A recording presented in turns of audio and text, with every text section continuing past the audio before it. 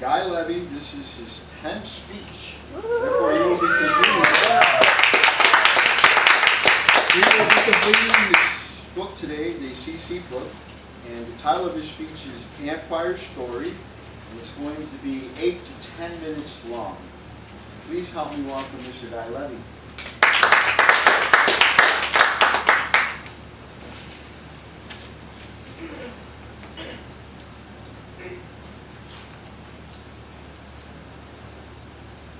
Once upon a time, in the kingdom of Britain, during the reign of King Edward I, the king sent out a decree calling all knights of the realm to come to his court and share their stories of great bravery and self-sacrifice. The knights came from all corners of the land, enduring great peril on their way to the court. They arrived there and they shared their stories with the king. Sir Gerald of Suffolk slayed not one, but 2 of the angriest of dragons. For 5 days, I fought them amid the brimstone and fire, with their great toothy mouths and their sharp talons. The first one came for me from behind. I turned around, and there he was, chomping. All I could see is chomping his great toothy mouth. I leaped to the side, and with one stroke, I drove my sword into his skull. There he fell dead. The crowd was gasping, but the king was unmoved by this. Sir Gerald noticed this, and he continued with more enthusiasm. The second dragon was even more ferocious than the first. He came from above, screeching, screeching, with the most unearthly sound a man could bear. Had I not been so brave, I would have run for my life. But no, I stood my ground, and I fought him. And as he came upon me with his fiery breath, I lifted the sword and sliced him down his belly, and there he came crashing down, and the whole earth shook. Again, the crowd gasps and cheers, but the king was not moved by this. Next, the king turned to Sir Roger of Scotland. He said, "Sir Roger, what stories of bravery do you have to share with us?" Sir Roger stood up and he said, "Well, sire, it was about 1 year ago that the Kilts from the north came and attacked my castle. They were about hundreds of people, if there were one. For 3 months I was besieged in my own castle. Their goal was to starve me. They could not win and conquer my walls, so they encamped me and besieged me. For 1 week I was no food and no water. My armies have long since deserted me, and so what I have done, I snuck out in the middle of the night through a secret passage. I came out there and I killed, slaughtered all of them, except for a few who I sent running back to their hovels and said, 'Never bother Sir Roger again.' And sire, these Kilts, they came at me with pitchforks and arrows and swords of all kinds." Again, the crowd was cheering. The king was aloof, did not care so much for this story. He said, "Is there no one here who can inspire me?" And as the night went on, more and more knights shared their story of bravery. And just as the evening was closing, the gate to the great hall opened just a little bit, and a young squire walked in, snuck in.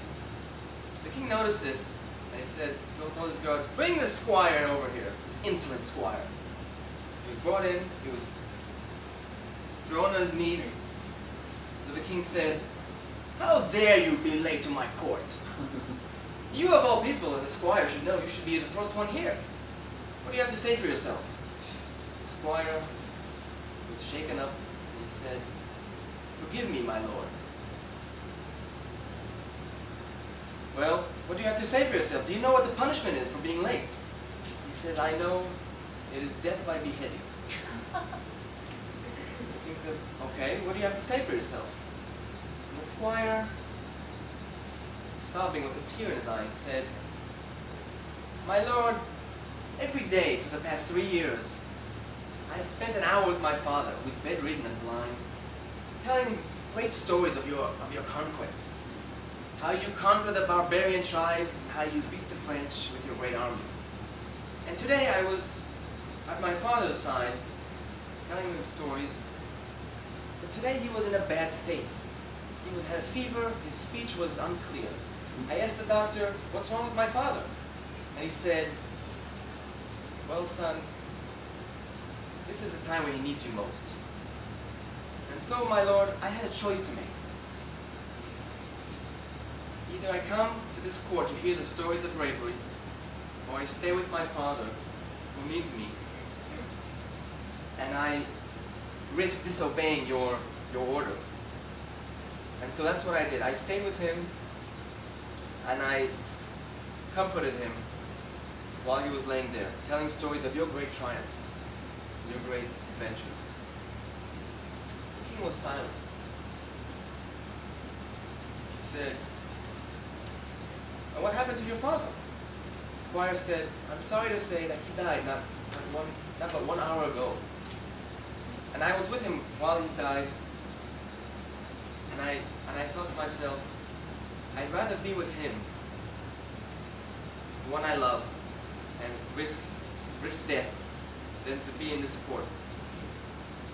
The king was silent at this for a few moments, and he said, finally, he said, so you would rather risk death and be with your father than to come here and be with the court? Yes, sire, he said. What is your name, young squire? The squire said, John. John of Cornwall, son of Sir Philip of Cornwall. He said this with great pride. The king had a stern face. He slowly drew his sword from the scabbard. The crowd went silent, and the king touched his left shoulder, his right shoulder, and his head. And he said, arise, Sir John of Cornwall, for you have shown the greatest bravery out of anyone in this room. And you are now one of the knights of my realm. You will sit here at my table. You are one of us. Sir John the squire, now the knight, was all shaken up and sad, sobbing. He looked up at the king, and he saw a little tear down the king's cheek. The end.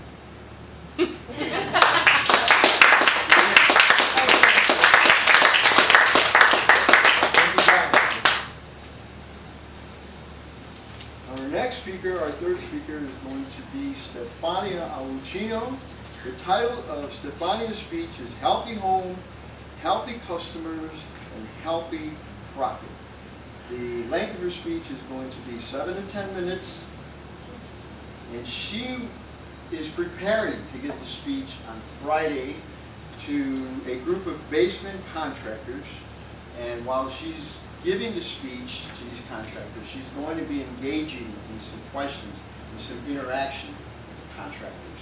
And while she's giving the speech here, she will end it during the time that she will be interacting with these basement contractors. Stefania.